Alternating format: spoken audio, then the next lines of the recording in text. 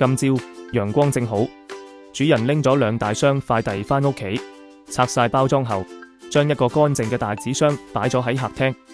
青檸一眼望到紙箱，兩眼發光，好似發現咗寶藏咁。藍妹，你睇下，傳說中嘅宇宙傳送艙啊！嗰個係裝貓砂嘅箱，你因住入咗去有貓味啊！青檸唔理3721，好興奮咁跳咗入去。出發，我要返火星。紙箱蓋突然合埋，一張貨運單飛落喺上面，目的地火星分站。青檸本來喺入面扮太空人，扮到興起，紙箱突然開始移動。吓，唔係呀，我真係入咗時空轉運艙。我見到有好多粟米，好多星星，仲有一隻鴨。請坐穩，前方將穿越太陽風暴，請注意保護羽毛。有冇羽毛保險啊？歡迎乘搭隨機派送號，目標火星 B74號收貨站。唔係呀，我冇拎護照喎，我只係玩下扮太空人，唔係真係想飛㗎喎。青檸正式踏上咗一段冇人信，但佢自己信到爆嘅宇宙旅程。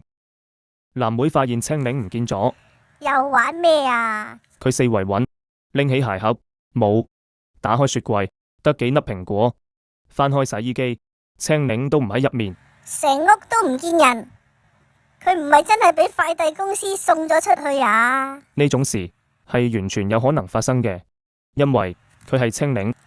咁樣間屋就會靜晒，但係我就會無聊死咯。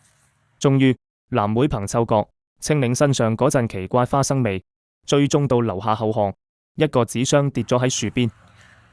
我仲未死，仲聞到地球嘅粟米味。你跌咗落後巷咋？嗰陣味係垃圾桶嘅爆谷味啊！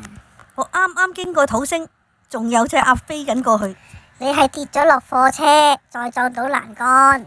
唔好破壞幻想啦，好冇？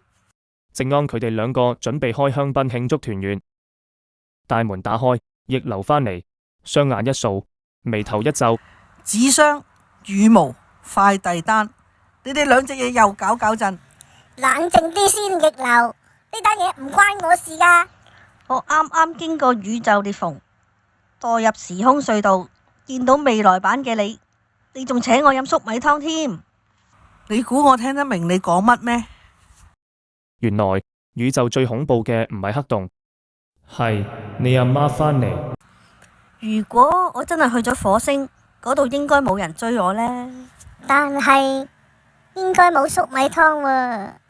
其實紙箱都可以飛得好遠嘅。但係你飛得再遠，都會俾逆流捉返嚟。